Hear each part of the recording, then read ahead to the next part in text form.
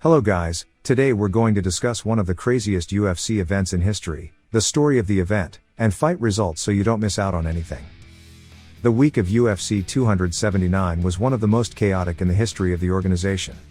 On Thursday, ahead of the UFC 279 pre-fight press conference, there was a scuffle that started the week's crazy turn of events. Fight fans were thrown for a loop. FC President Dana White came on stage to announce the cancellation of UFC 279's pre-fight press conference.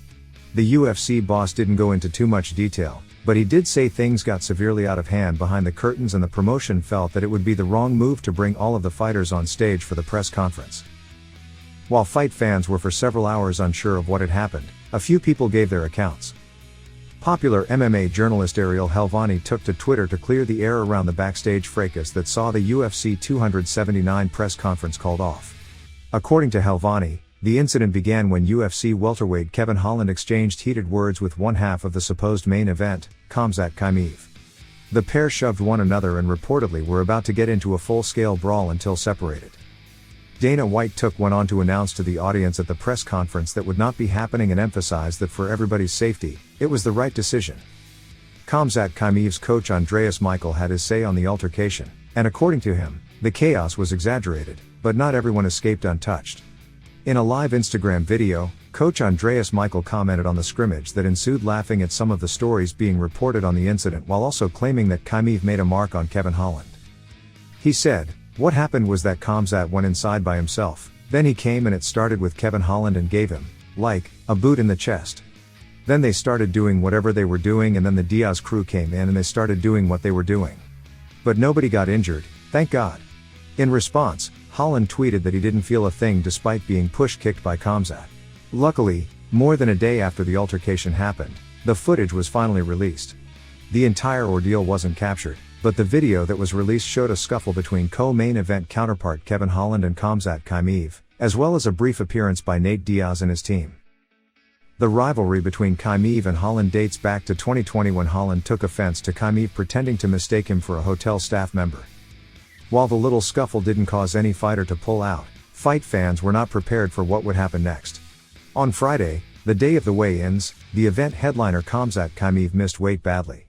Chimaev stepped on the scales and weighed in at 178.5 pounds, missing weight by 7.5 pounds when considering the 1 pound allowance for non-title fights. On the other hand, Chimaev's opponent Nate Diaz successfully made weight at 171 pounds. The weight miss was another period in a chaotic week for Chimaev, who was one of the central figures in the backstage run-in that forced a last-minute cancellation of the pre-fight press conference. Chimaev said he missed weight because he was advised by a doctor to stop cutting more weight. Dana White had the same explanation. According to Dana White, "If you saw him yesterday, he was very lean already and he should have come in on weight. He started to cut weight and he started locking up and cramping and all the things that are from a bad cut. Unlike 10 years ago, we send in a doctor and they determine whether he will keep cutting weight and the doctor told him he shouldn't."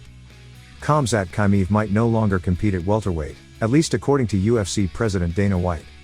White knows that it is a situation that the UFC will have to now monitor closely moving forward. White told reporters at the post-fight press conference, "Yeah, it's a problem that he missed weight.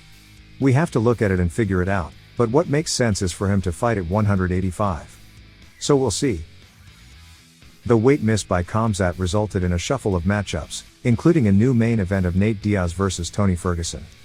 The co-main event was now a grudge match between Khamzat Chimaev and Kevin Holland for 5 rounds. Additionally, a fight between Li Jingliang and Daniel Rodriguez at a 180-pound catch weight served as the featured bout. Finally, the fights were set and it was time for the fighters to throw down.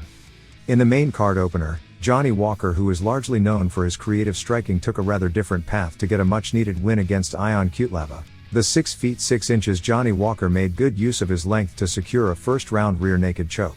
Cutelaba had scored an early takedown and was looking to work from top position. However, Walker proved to be the better grappler as he took his opponent's back and tried for the choke repeatedly before finally getting the tap. Walker was coming off a 1-win-4 losses stretch in his last 5 fights with 2 knockout losses. The addition of submissions to his game could help Walker get his career back on track. In the second fight of the main card, Irene Aldana scored one of the most unique knockouts on Macy Chiasson. The 34-year-old was on her back in an important third round when she unleashed an upkick to the liver that suddenly shut down her opponent and ended the fight. In the first round, Aldana threatened with armbar submissions and nearly got the tap in a round she clearly won. But the second round was snatched by Chimaev to set up a winner-take-all situation in the final round. Li Jingliang and Daniel Rodriguez were the first to square off in the three fights that were shuffled after Khamzat failed to make weight. The fight was a tightly contested battle, with Rodriguez taking a split decision to the surprise of many fans. D-Rod set a fast pace early. He was in Jingliang's face from the get-go and got off to an early lead. However, Jingliang came back into the fight with some leg kicks of his own. All three rounds were hard to score as both fighters had their moments, and the total striking numbers were comparatively close. Ultimately, both men were winners for taking on the last-minute opponent change and getting paid better for it. But it was Jingliang who was particularly disadvantaged as he gave up 8 pounds to Rodriguez at the weigh-ins. Finally, we arrived at the co-main event. Chimaev did not win on the weigh-in scale on Friday, but he was victorious in the cage on Saturday. Boers continued his crazy streak of dominance with a first-round submission over Holland. He immediately shot for the takedown as Holland went to touch gloves at the beginning of the round. From there, it was a high-paced scramble before Chimaev jumped on the choke and got it. The Darce choke wasn't quite sunk in the first time he went for it, but Chimaev adjusted his grip and it was a matter of time before Holland tapped. In the main event, superstar Nate Diaz added another guillotine submission win to his resume with a fourth-round finish over fellow veteran Tony Ferguson in the main event of UFC 279. While it wasn't the conclusion to the pay-per-view event that everyone anticipated weeks ago, it was nonetheless one that everyone enjoyed. Diaz locked in what is likely to be the final submission of his UFC career when Ferguson shot in for the first takedown of the fight out of desperation. Ferguson ended up tapping out to a guillotine choke seconds in what is his fifth straight loss in the UFC. It was a massive win for Diaz as he got to put on an entertaining fight that included taunting, plenty of striking, and, of course, the signature guillotine choke that he has used to finish several opponents in the UFC. It was a fitting finale to a wild night of fights. In his post-fight interview with Joe Rogan, Nate Diaz said he'd like to go conquer another sport but will be back to the UFC for a run at the title. "It's been a love-hate relationship," Diaz said, "but at the end of the day I love the UFC." Here are some reactions by fighters on the crazy night of fights. Justin Gaethje tweeted, "UFC doesn't get better than this. Legends. Two funky bastards made to fight each other." Mike Perry tweeted, "Nate and Tony are both legends as well." Ben Askren tweeted, "What a bizarre fight we have here." Julian Marquez tweeted, "This is exactly the entertainment I pay to see." #UFC 279. Will Brooks tweeted, "Ferguson looks old tonight. He's always had a funky unorthodox style but this doesn't look good." Mike Bone tweeted, "Nate Diaz does it.